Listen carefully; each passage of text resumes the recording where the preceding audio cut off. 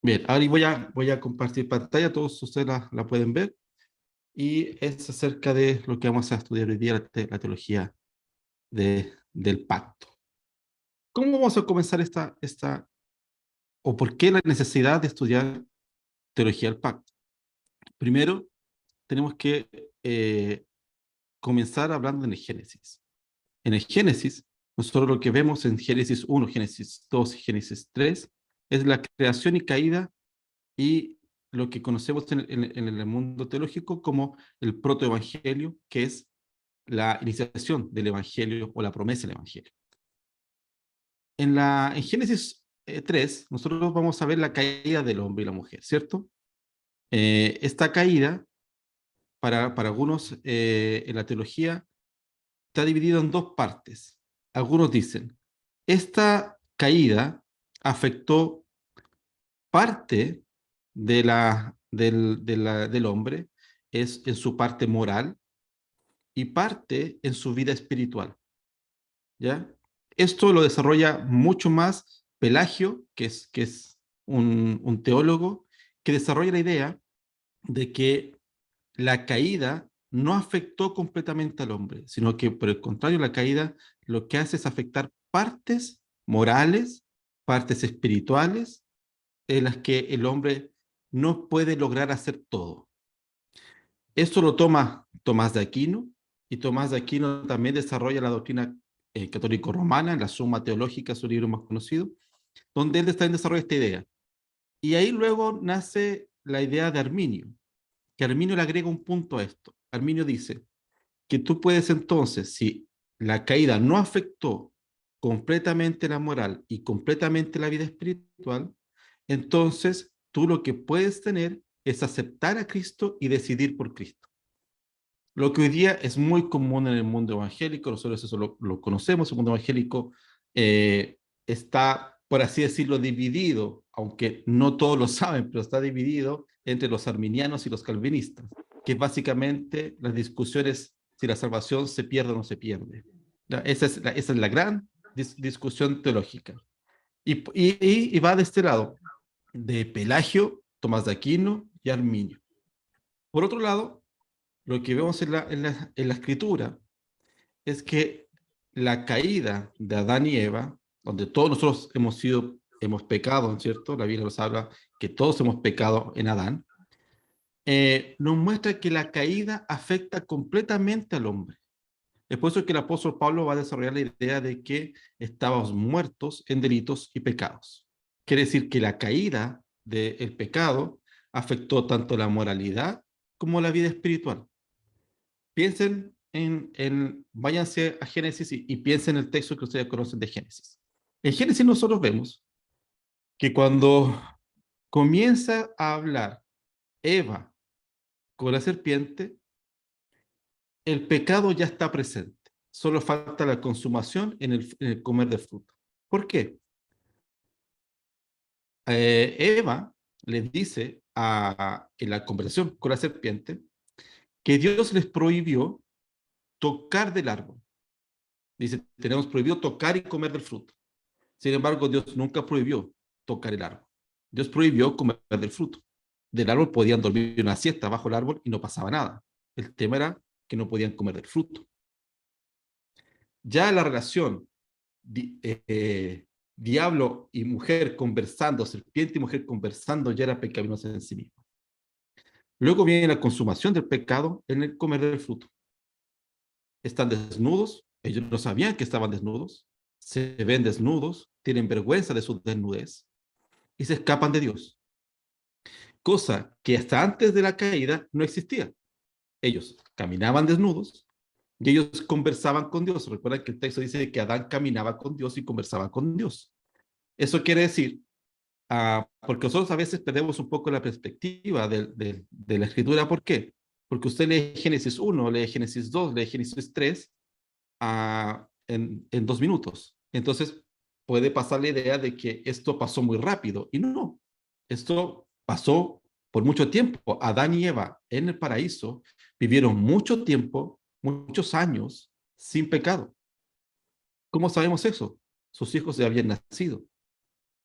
y Caín y Abel habían nacido, y habían nacido sin dolor, incluso todo eso lo que podemos ver, ir viendo más adelante. Entonces, en la teología del pacto, lo que nosotros tenemos que tomar es desde ahí, desde la caída. La caída nos trae en la que el hombre cae completamente su dimensión natural, su dimensión humana, como su relación con Dios. Se quiebra la relación entre Dios y el hombre. Entonces, nosotros podemos ver cómo la teología del pacto lo que hace es traernos unidad con respecto a las escrituras y con respecto a esta relación de Dios con el hombre. Déjenme mostrarles ahí, ahí. Francis Turretin, un teólogo protestante, un teólogo calvinista, dice, hay muchas definiciones de teología del pacto, ¿ya? Hay muchas definiciones. Hay un teólogo que se llama Gerald Voss, que hace una definición mucho más amplia incluso, pero me parece que esta definición es corta, precisa y muy interesante. Es una alianza de gracia entre Dios, el ofendido, y el hombre, el ofensor. Esto es teología del pacto. Es una alianza de gracia entre Dios, que ha sido ofendido por causa del pecado, y el hombre, que es el ofensor.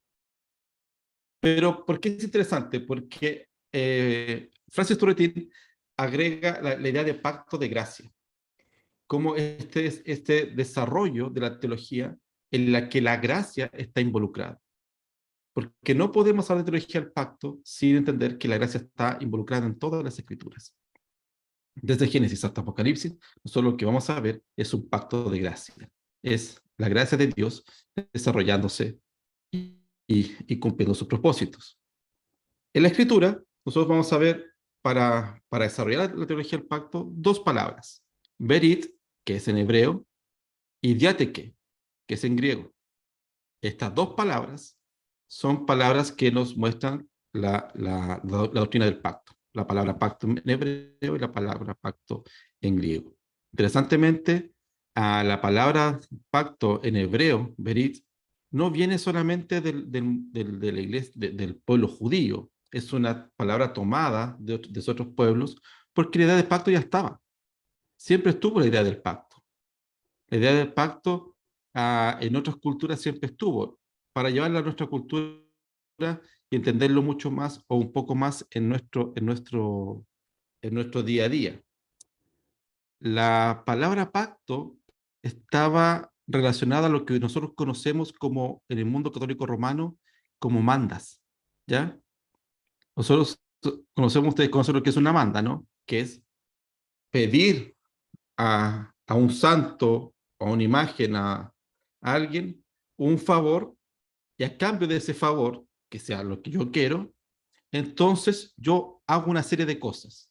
¿Ya? Nosotros podemos ver, no sé, la más conocida quizás en el país es Lo Vázquez, ¿no? Gente caminando de rodillas a Lo Vázquez porque lo sanó, porque lo rescató de una cosa, porque... En fin, hay una serie de cosas bien interesantes.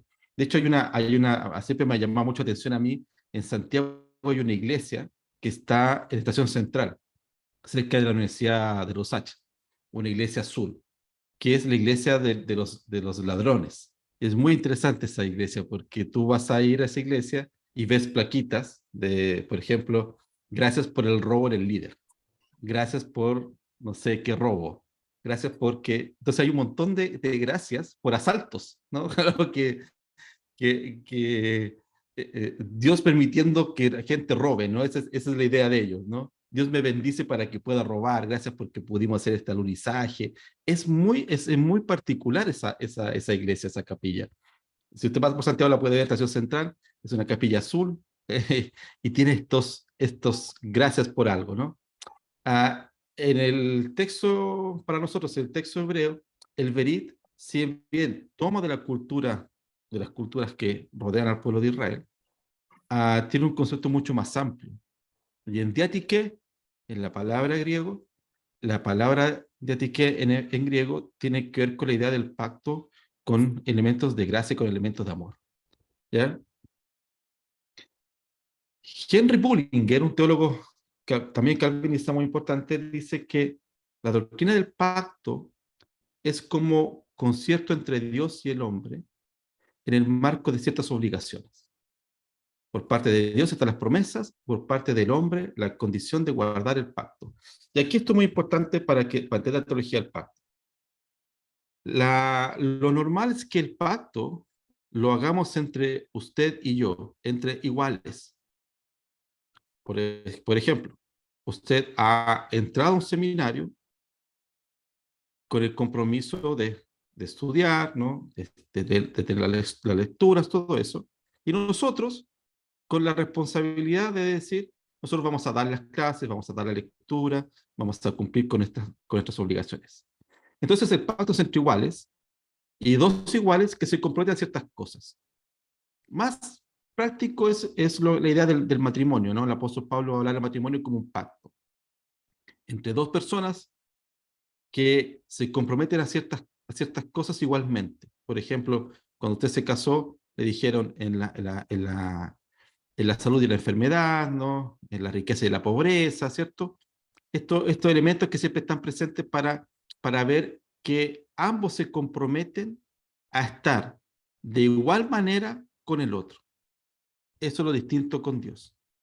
En el pacto de Dios con nosotros es un pacto no entre iguales, es un pacto de Dios con la creación. Es el pacto del Dios creador con la criatura. No es un pacto entre iguales. Lo primero que tenemos que tener claro es que la teología del pacto nos muestra que no somos iguales delante de Dios. O mejor dicho, no somos iguales a Dios. No es algo que tú te puedas sentar con Dios y decir, ok, yo voy acá, tú vas allá, vamos a hacer esto, vamos a hacer esto otro, y esto es lo que va a pasar. No, es un pacto en el que Dios demanda obligaciones y también promesas, y en la que el hombre, y aquí me refiero a hombre y a mujer, ¿cierto? Se compromete a guardar el pacto según esas condiciones. No, el hombre no va o Dios no va a negociar con el hombre ciertos elementos pactuales. El pacto ya está, el pacto es hecho, el pacto realizado, y Dios y el hombre se compromete a cumplir ese pacto, ¿ya? Sin ninguna condición. O sea, no, ok, yo voy a cumplir eso, yo voy a cumplir eso otro, pero acá esto no lo voy a cumplir. No, está diciendo que el pacto es lo que va a trascender en toda nuestra historia, por lo tanto, va a hacer que lo que nosotros hagamos es en obediencia al pacto que Dios ya hizo. ¿Ya? Entonces, hay elementos con respecto al pacto. Yo quiero ver si es que alguien ahí, alguno tiene una Biblia. Génesis, eh, Génesis 17, del versículo 1 al 7.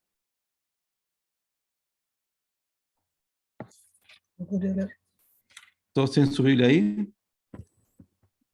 Génesis 17, del 1 al 7.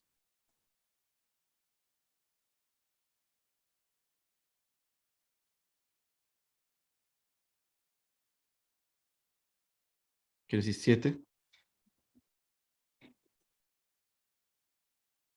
del 1. Génesis 17, del 1 al 7. ¿Lo tienen? Sí. Ok, ahí está. Si alguien puede leer el versículo 2, por favor. ¿Quién sea? Hoy. Y yo Gracias. estableceré mi pacto contigo y te multiplicaré en gran manera. Gracias. Ahí nosotros lo que vamos a ver es un elemento del pacto que es muy importante. El pacto es una iniciativa de Dios. El pacto es una iniciativa de Dios y no de los hombres. Dios toma la iniciativa de relacionarse con el hombre. ¿Qué es lo que ha pasado en el Génesis? Volvamos al Génesis. Adán y Eva conversaban con Dios. Adán y Eva tienen una relación con Dios. Hablaban con Él. Cuando viene la caída, Dios deja de hablar con ellos. Dios ya no va a hablar más con ellos. Y Dios se va a comunicar de manera audible en ocasiones específicas con ciertas personas, pero ya con Adán y Eva no se relacionan más. Pero en la promesa de Dios con Abraham, lo que leyó nuestro hermano, en el versículo 2, es Dios tomando la iniciativa de este pacto. Yo haré este pacto, no tú. No es algo que tú quisiste, no es algo que tú buscaste, es una iniciativa de Dios. Y esto va acorde con todo lo que sabemos de la doctrina cristiana, ¿no? Dios siempre tomando la iniciativa, Dios siempre en busca del hombre y no al revés, ¿no? De hecho, la palabra elegido, por ejemplo, en el texto en griego, cuando el texto dice que somos elegidos por Dios, que somos atraídos por Él, la explicación más clara en el texto griego es que Dios te toma del pelo, que Dios te toma del pelo y te arrastra hacia Él, ¿no? Es una figura incluso para uno un poco violenta, ¿no? Dice, pero ¿cómo? Sí, porque la idea es que tú luchas por arrancarte y Dios te toma. Y si te tiene que tomar del cabello, te va a tomar del cabello. Entonces, los elementos del pacto es que primero es una iniciativa de Dios. Dios se relaciona con nosotros. Dios busca esa reconciliación. Contiene una promesa. ¿Qué dice el versículo 4?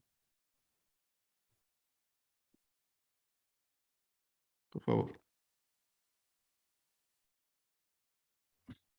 En cuanto a mí, he aquí mi pacto es contigo, y serás padre de multitud de naciones. Gracias. Yo voy a buscarlo acá porque no tenía. Y aquí mi pacto entonces será y serás padre de bendiciones, de muchedumbre de gente. Bueno, ahí cada texto, cada versión es más o menos lo mismo, ¿no? Eh, ¿Qué pasa ahí? El elemento del pacto, aparte de ser una iniciativa de Dios, tiene por elemento interesante el que contiene una promesa de bendición. Tú serás, ¿cierto? Padre de muchedumbre de gente. En este preciso momento, en el texto, ¿no? En el preciso momento de que Dios establece el pacto con Abraham, hace la elección del pueblo. Desde ahí nacerá el pueblo.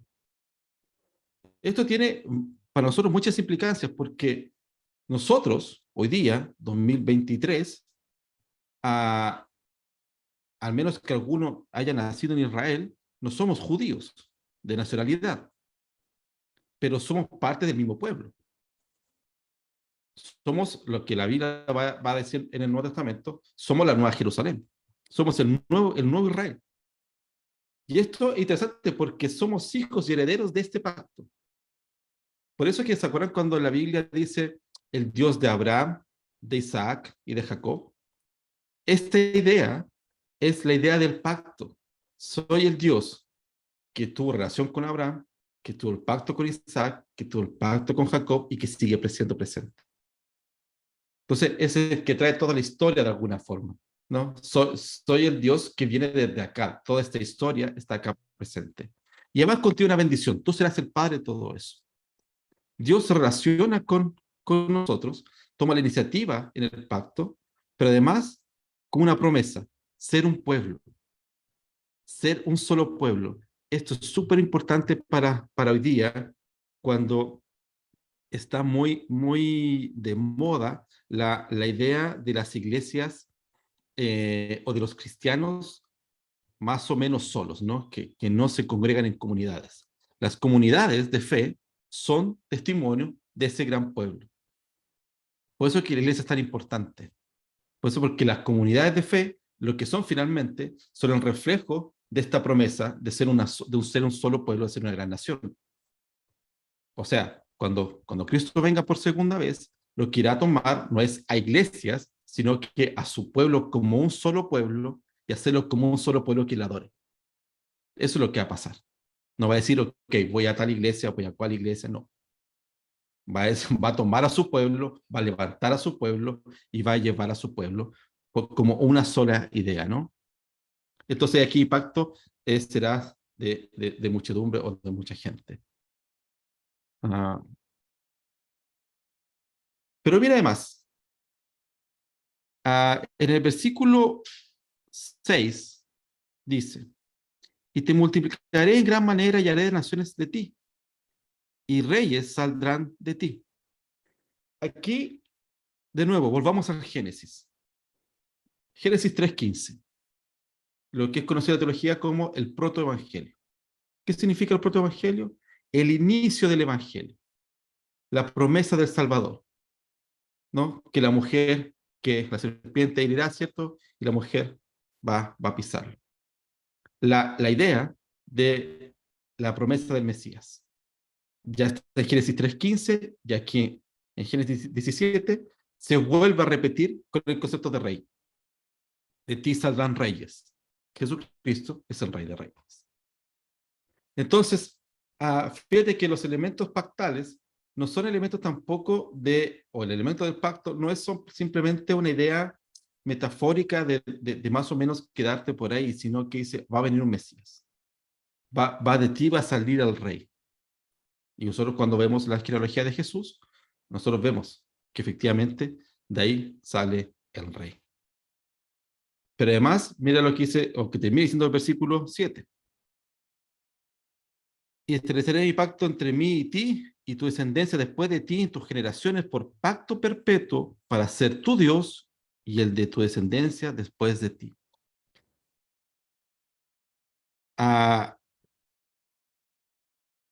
La salvación, todos la conocemos como la salvación personal, ¿cierto? Tenemos claro eso. Pero fíjate que la relación pactal de Dios con el hombre, Dios la establece, Dios tiene un pacto con Abraham y con tu descendencia después de ti. Seré el Dios de ti y de toda tu descendencia, de todos los que son mis hijos. Yo seré su Dios perpetuamente. El pacto tiene una idea perpetua, una idea eterna.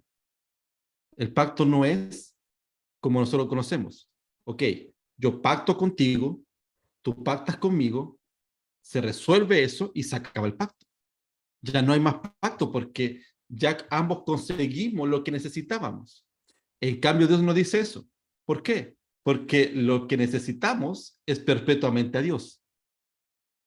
Así que no podría acabarse el pacto, sino que lo que vamos a ver por medio de las escrituras es que el pacto se va renovando, ¿no?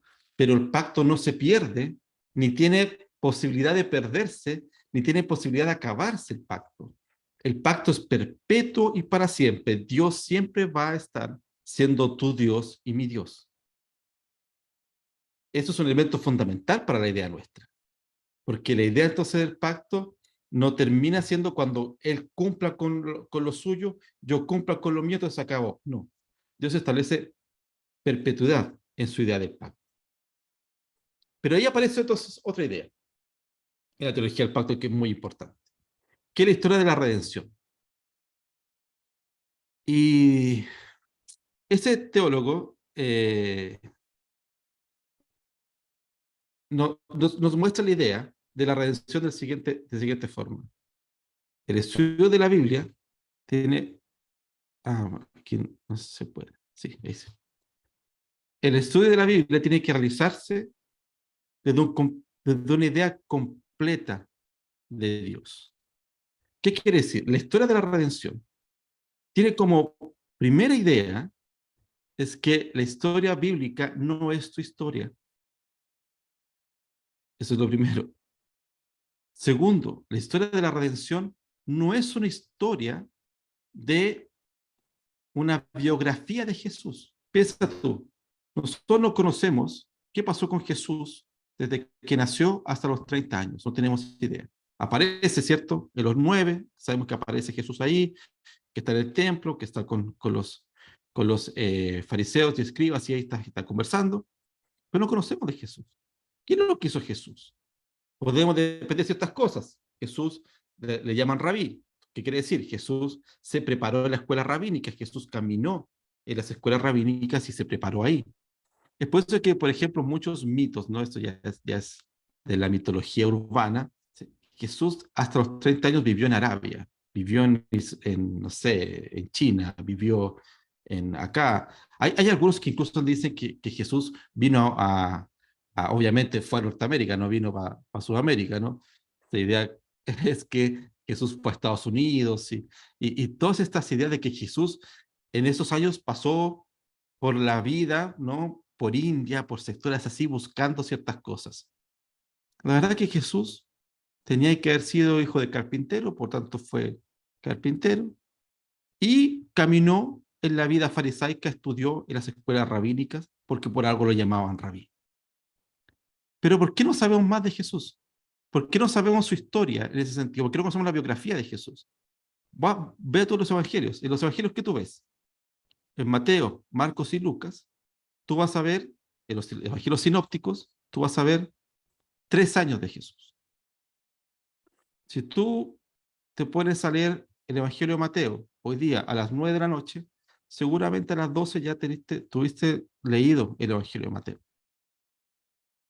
Leíste el Evangelio de Mateo, pudiste hasta leer un poco de Marcos. Son 3 años y es muy poco. Si tú lees Juan son los últimos 3 meses. Es el último momento de Jesús y los puedes leer rápidamente. ¿Por qué? ¿Por qué pasa esto? Porque la Biblia no es la biografía de Jesús. La Biblia es la historia de la redención. ¿Se acuerdan que decíamos? Está el ofendido y el ofensor. Y Dios, en su calidad de ofendido, se quiere relacionar con estos hombres y mujeres por el pacto. Y entonces lo que vemos desde el Génesis al Apocalipsis es la historia de la redención. Eso es lo que estamos viendo. Es la historia de la redención. Yo no sé qué hice aquí. Ahí sí. Entonces, ¿qué quiere decir esto?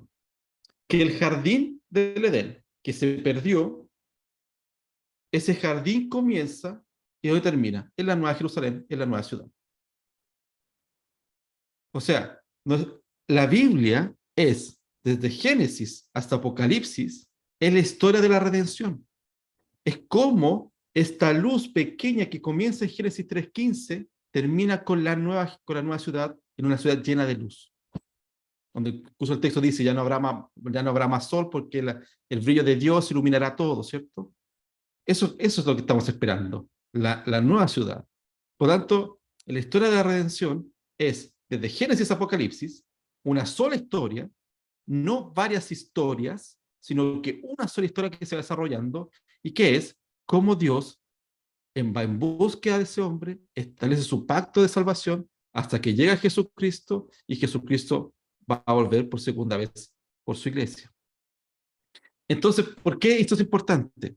Porque en una sociedad que ha olvidado lo que se llama el metarrelato, que es decir, para las escuelas liberales, por ejemplo, de teología, el diluvio, Jonás, en fin, las historias que nosotros conocemos de las escrituras son mentiras, porque es parte del mito, ellos dicen. Nadie puede caminar sobre el mar. Jesús no caminó sobre el mar. Jesús caminó por una mar que estaba más baja, punto. Los carros del faraón, el pueblo de Israel no pasó por tierra seca, pasó por un lugar que había poca agua. Pero el texto es muy claro, dice en el Antiguo Testamento, que pasó por tierra seca y que habían 2 murallas de agua. Por ahí pasó el pueblo de Israel. Entonces, ¿qué quiere decir esto? Que toda la historia de las Escrituras es una sola historia, la historia de la salvación que hay en Jesucristo. Todo el Antiguo Testamento apunta hacia Jesucristo. ¿Qué es lo que dice Timoteo? Cuando Pablo dice a Timoteo, toda la escritura es inspirada por Dios y es útil. Por cierto, usted conoce ese texto, útil para Darwin, para todo lo que usted conoce ese texto. ¿A qué texto se está refiriendo? No se está refiriendo al Nuevo Testamento, porque aún no está en el Nuevo Testamento como canon. Se está refiriendo al Antiguo Testamento. Cuando en la parábola que muestra que está este hombre rico y ese hombre pobre, que se van a ir al cielo, entonces, ¿qué le dice? ¿Qué le dice uno? Déjame ir donde mi familia para decirle cuál es la salvación y no irme al infierno. ¿Y cuál es la respuesta? A los profetas ya Moisés tiene. O sea, para ver la salvación en Cristo, tenemos el Antiguo Testamento. Curioso eso. En una sociedad donde nosotros creemos que solamente podemos ver, o en una iglesia solamente podemos ver a Jesús en el Nuevo Testamento y solamente en los evangelios, la Biblia dice, no, los profetas, Moisés, los salmos nos muestran a Cristo. Todos ellos nos muestran a Cristo. Por eso que lo que vemos es la historia de la redención, esta gran historia que va apuntando hacia una sola historia, que es el Jesús que vence en la cruz. Entonces, hay unas implicancias del pacto, unas implicancias para nosotros en nuestra vida diaria y en nuestro quehacer. Primero, se pasaron dos, pero bueno, es un pacto de redención. Dios quiere redimir a su pueblo. Eso quiere decir, Dios quiere perdonar a su pueblo. La Confesión de Fe de Westminster dice que a Dios le plació entregar a su Hijo unigénito como mediador. ¿Eso qué quiere decir? Dios, en su infinita misericordia y amor, en esta Trinidad maravillosa que no comprendemos, pero que es maravillosa, esta Trinidad hermosa, Dios decide enviar a su Hijo para reconciliar a su pueblo con él. Entonces, toda la historia que vamos viendo es la historia de la reconciliación. Hay un texto que usted se conoce, ¿no? Si se humillare mi pueblo sobre el cual mi nombre es invocado, yo iré a ellos y sanaré su tierra y perdonaré sus pecados, ¿cierto? Es Dios siempre tomando la iniciativa de perdonar el pecado del hombre y de la mujer. Y esa historia tiene su punto más alto en la cruz. ¿Dónde qué pasa en la cruz? Nuestros pecados son perdonados. Entonces, el pacto trae primero redención. Por eso es que después vamos a ver esa implicancia de esta redención en las clases más adelante.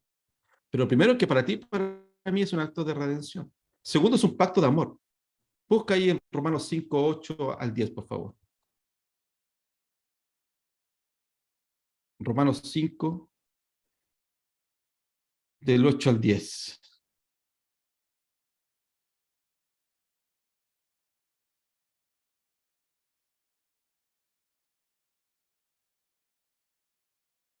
¿Alguien lo puede leer?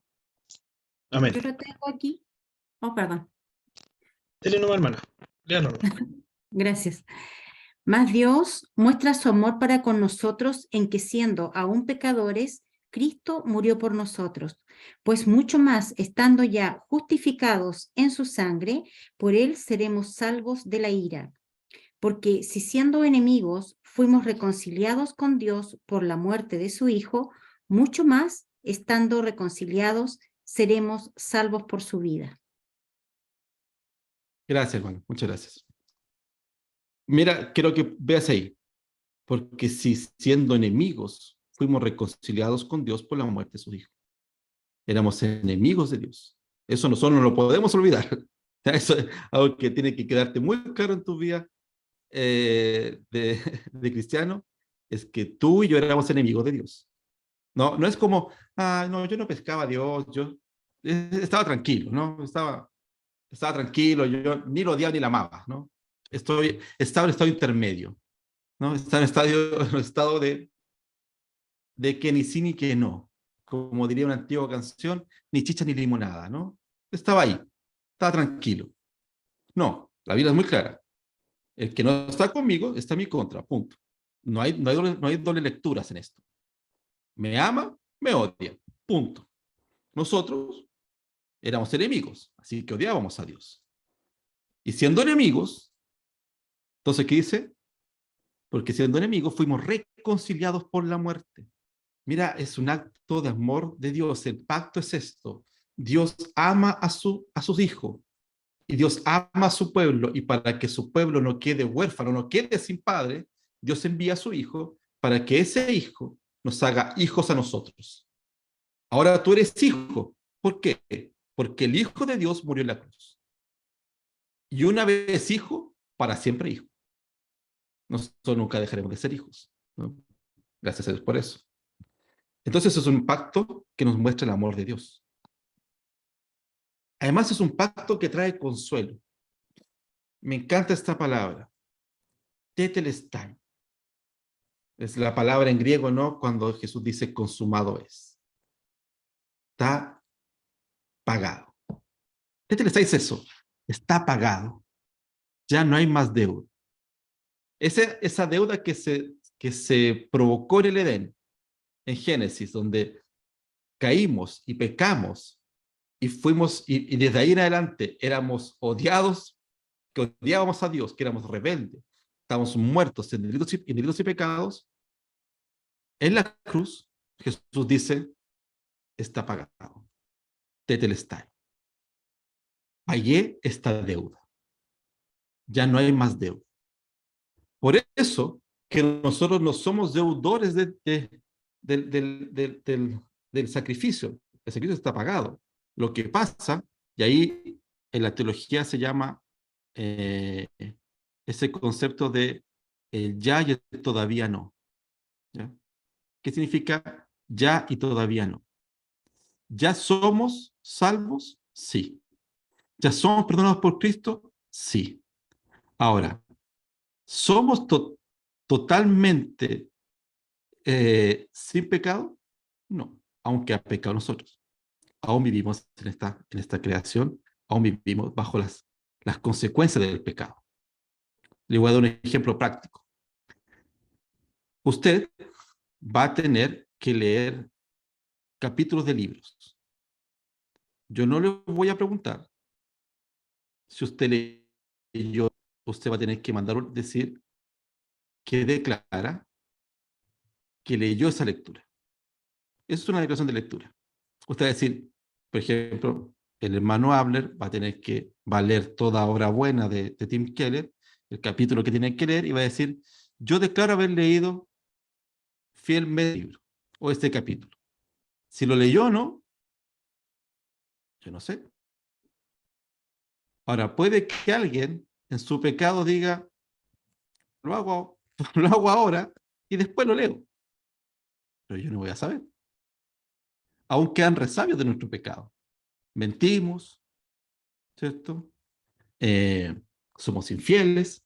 Sigue habiendo estos resabios. Pero ya está pagado.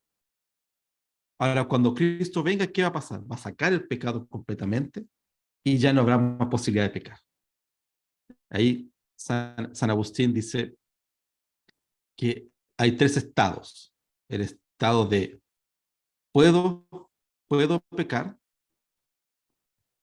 el estado de no puedo no pecar y el estado de no pecaré más. El estado que estaremos con Cristo es de no pecar más. Lo que para usted y para mí es imposible comprenderlo. No sabemos lo que significa eso, porque siempre lo pensamos del pecado. Entonces no sabemos lo que no es pecar, pero la promesa de que no pecaremos más. Y por último, es un pacto de seguridad. Vea Hebreos 12:2, por favor.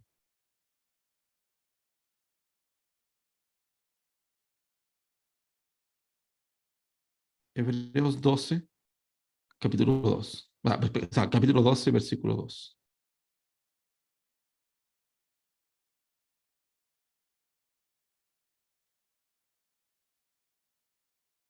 Por favor, que lo pueda leer. Hebreos 12, versículo 2. Acá, pastor, Gracias. dice, puestos los ojos en Jesús, el autor y consumador de la fe, el cual por el gozo puesto delante de él sufrió la cruz, menospreciando el oprobio y se sentó a la diestra del trono de Dios.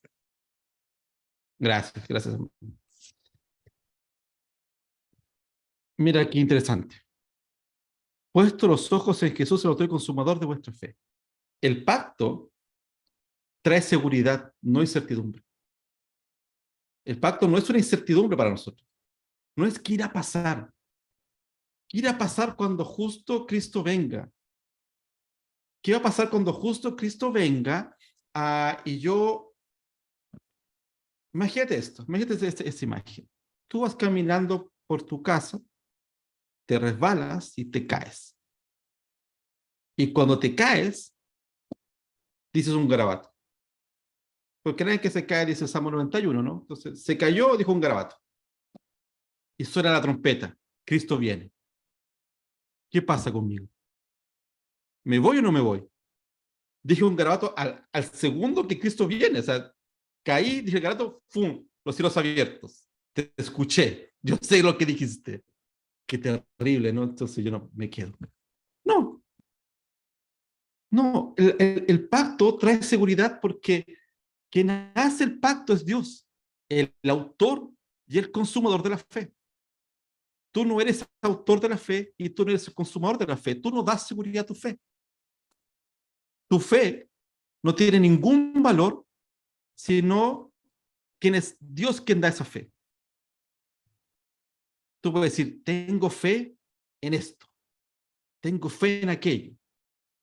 Un discurso de el presidente Allende cuando fue el golpe dice, tengo fe en Chile y su futuro. ¿Qué es esa cuestión? Tengo fe, no sé lo que va a pasar, ¿no? Tengo fe en que mis ideas ganen, por así decirlo. Pero eso no es fe.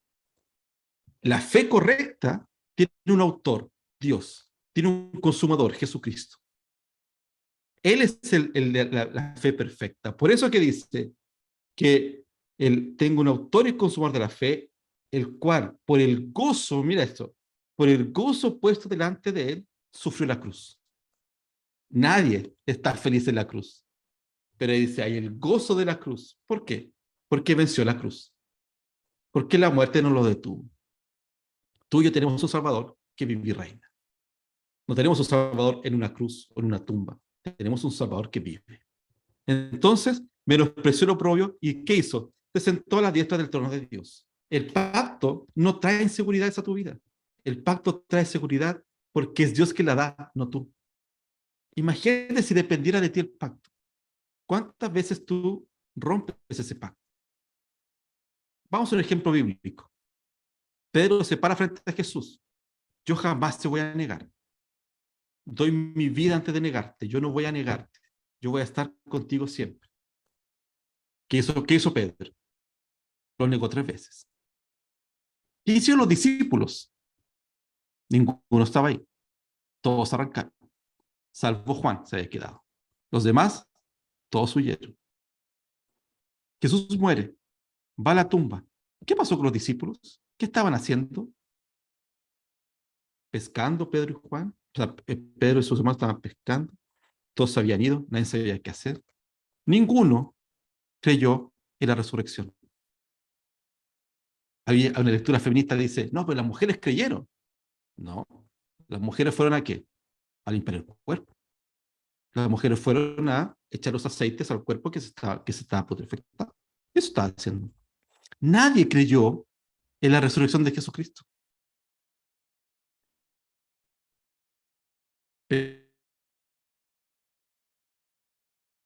Escrito que Él resucitó. El testimonio que tenemos tanto de la Escritura como del Espíritu Santo nos hace estar tranquilos. Existe la seguridad del pacto. El pacto es seguro para nosotros, porque es un pacto de Dios para con nosotros. Hermanos, eso es la introducción a la teología del pacto que vamos a ver hoy día. Voy a dejar de compartir eso. Eso es lo que hoy día vamos a ver como introducción a la teología del pacto. Si hay... antes de alguna pregunta, quiero decirles cómo va a ser la evaluación. Así que eso va a quedar en el Classroom y va a quedar en el WhatsApp para que ustedes lo vean. La evaluación va a ser de la siguiente forma. Después de la clase que viene el jueves, después que se acabe la clase, van a quedar 2 preguntas que ustedes tienen que desarrollar. Eso lo dije en el culto de iniciación. Las respuestas a esas preguntas no pueden ser Dios me bendijo, Dios me habló, Dios me ama. No son preguntas para un seminario. Lo que usted tiene que responder es una reflexión teológica de lo que está diciendo. ¿Ya? Usted tiene 24 horas para responder. ¿Ya? Pero no responda con todo respeto, con todo cariño, con todo amor, hermanos y hermanas. Lo que necesitamos que usted, lo que queremos es que usted piense acerca de la pregunta que se está haciendo. No hay preguntas malas, o sea, no hay respuestas malas, ¿ya? Eso es súper importante, no hay respuestas malas. Entonces van a quedar dos preguntas para que ustedes de las cuales ustedes van a ser evaluados. El otro es lo que ya les comenté en la clase, es declaración de lectura. Ustedes tienen que leer. Ahí, por favor, si pueden anotar, anoten en sus cuadernos y todo, porque esto igual va a quedar para que ustedes lo tengan, pero para que sepan. Los libros a leer son 4 libros. No 4 libros enteros, van a leer capítulos de los libros. Uno es el de Hodge, que se llama Bosquejo de Teología. ¿Ya? Bosquejo de Teología. Todos estos libros están en el Classroom, están en el PDF. ¿Ya? Si ustedes quieren, yo, de puro simpático que soy, voy a mandar también el libro al WhatsApp, ¿ya? Para que también lo puedan ahí descargar, ¿ya? Estos 4 libros, ¿ya? Solo porque soy muy simpático. Bosquejo de Teología, y tienen que leer de la página 380 a la 392, ¿ya? En Bosquejo de Teología tienen que leer de la 380 a la 392. Súper poco. También tienen que leer Tim Keller, Toda buena obra, el libro.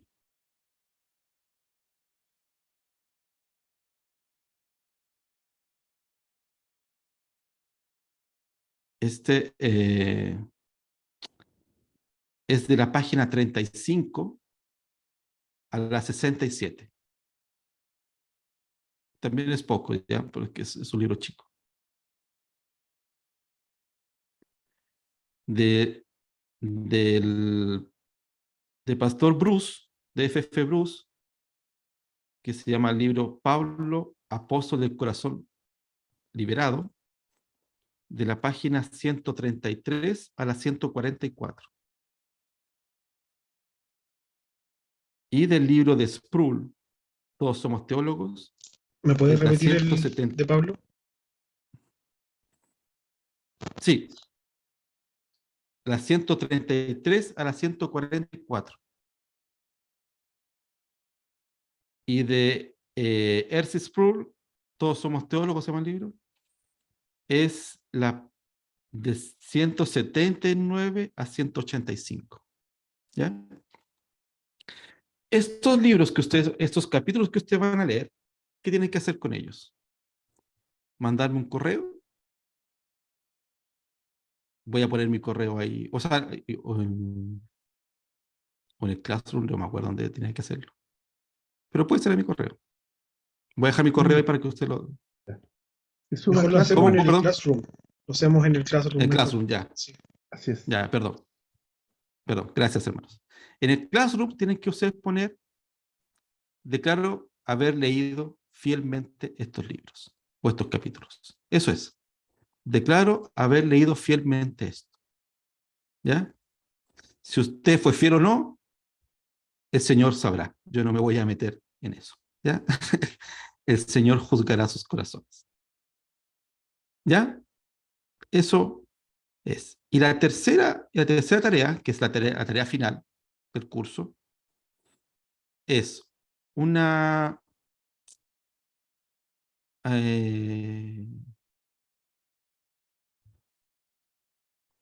disculpa, Emanuel. Si durante el módulo tienen que leerlo, ustedes pueden leer mañana todo y declarar que leyeron todo mañana, digamos. Si tienen el mes para leerlos, ¿ya? Ustedes pueden leerlo cuando ustedes quieran. Les recomiendo que comiencen luego. Pero tienen un mes para declarar la lectura. Y como pueden ver, son bien de rápida lectura en realidad. Quizás siendo honesto, el más difícil es el de F.F. Bruce. Es el más complicado, pero son 10 hojas, tampoco es tanto. Los otros libros que están ahí son libros que ustedes van a poder complementar sus lecturas, ¿ya? Hay más libros ahí, pero ustedes pueden complementar sus lecturas. ¿Cómo termina eso? El trabajo final. El trabajo final es de toda la clase que nosotros vamos a dar, de Todos somos teólogos, es la página 179 a 185. ¿Ya?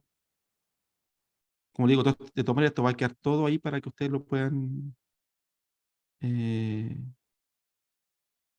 lo puedan sacar. ¿Ya? Todo va a quedar ahí en el Classroom. Y la tercera tarea, y la tarea final. Ustedes tienen que desarrollar en no más de 3 planas. Si lo hacen en 2, súper bien. 2 planas de Word.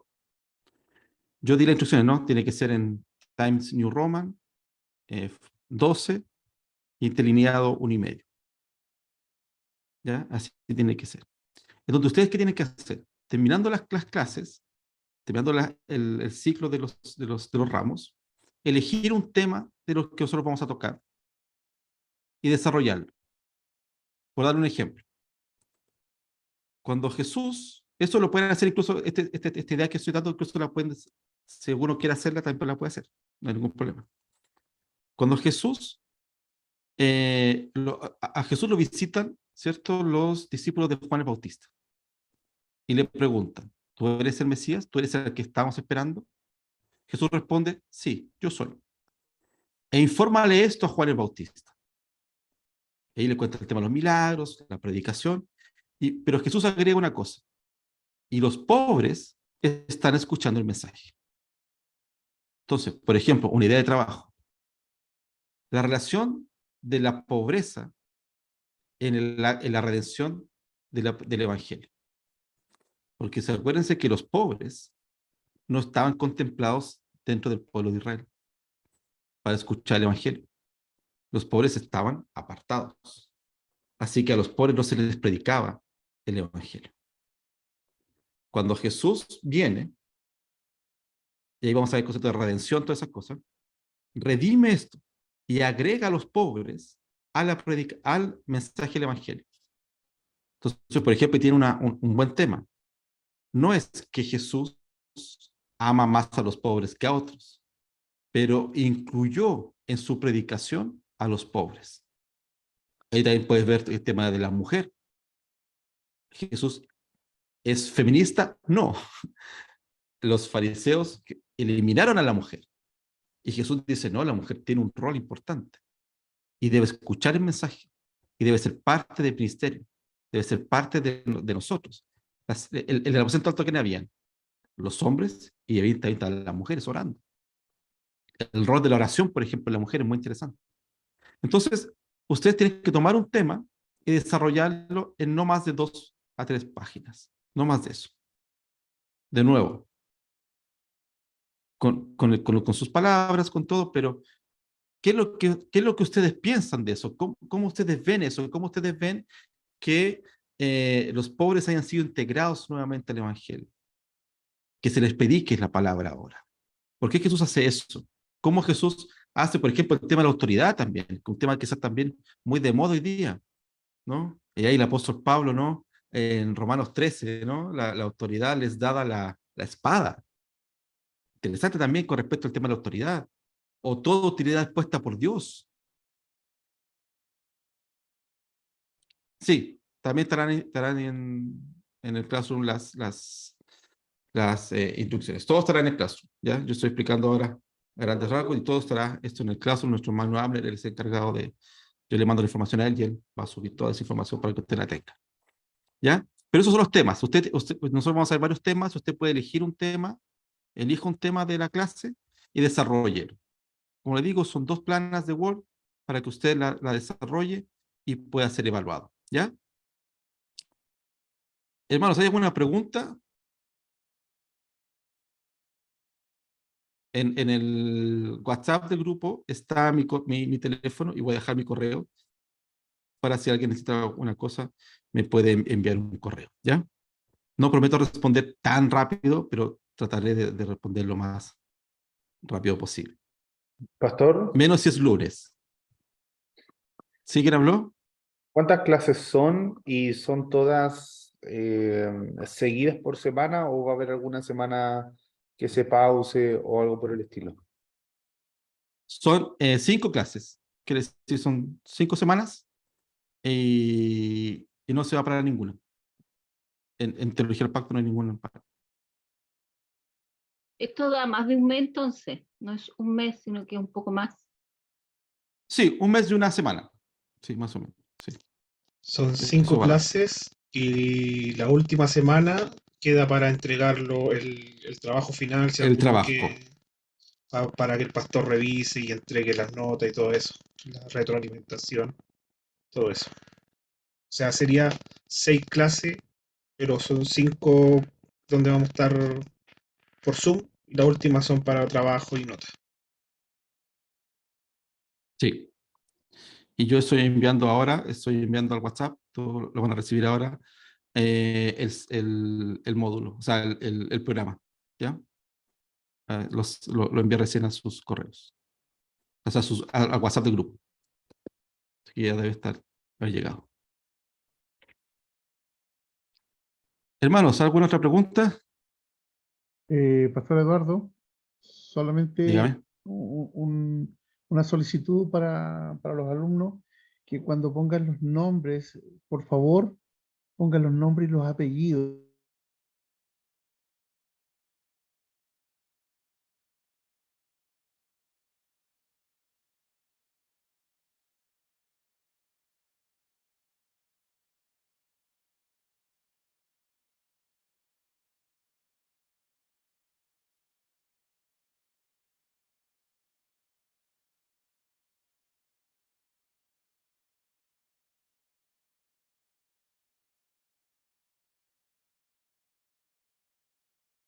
Retarlo, por Much- favor. sí, muchas gracias.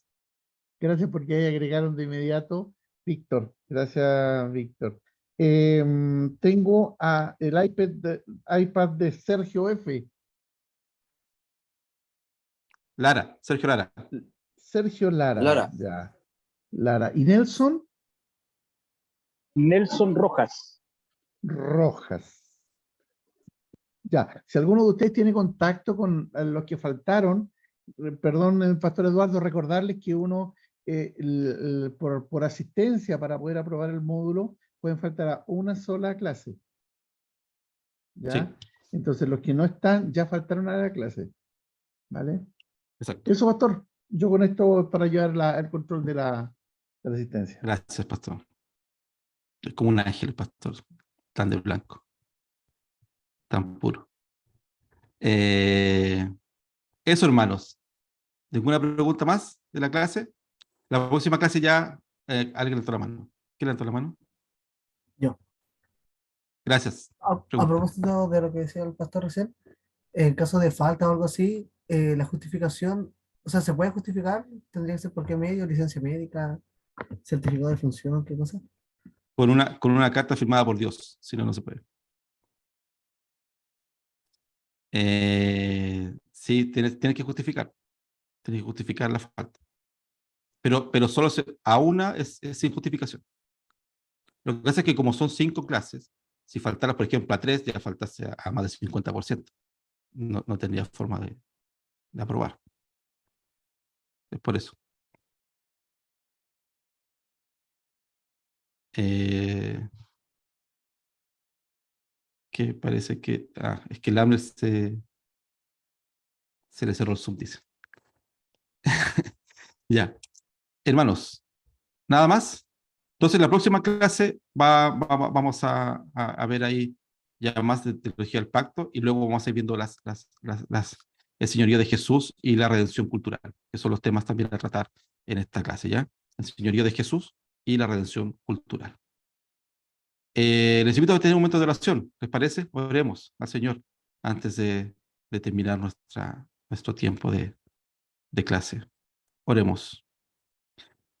Dios eterno, Padre celestial, te damos toda la honra y toda la gloria a ti, Señor, porque si hemos estado aquí es solo por tu misericordia, por tu amor y por tu paciencia con nosotros, Señor, por darnos la bendición de poder estudiar tu palabra.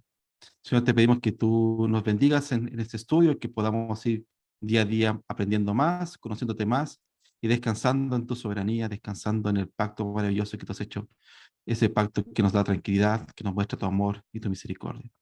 Padre, bendice a cada uno de mis hermanos, Señor, y también ayúdanos ahora al descanso, que podamos reponer nuestras fuerzas y desde ya, Señor, preparar nuestros corazones para el domingo, el día de tu día, poder glorificar tu nombre y adorar en comunidad.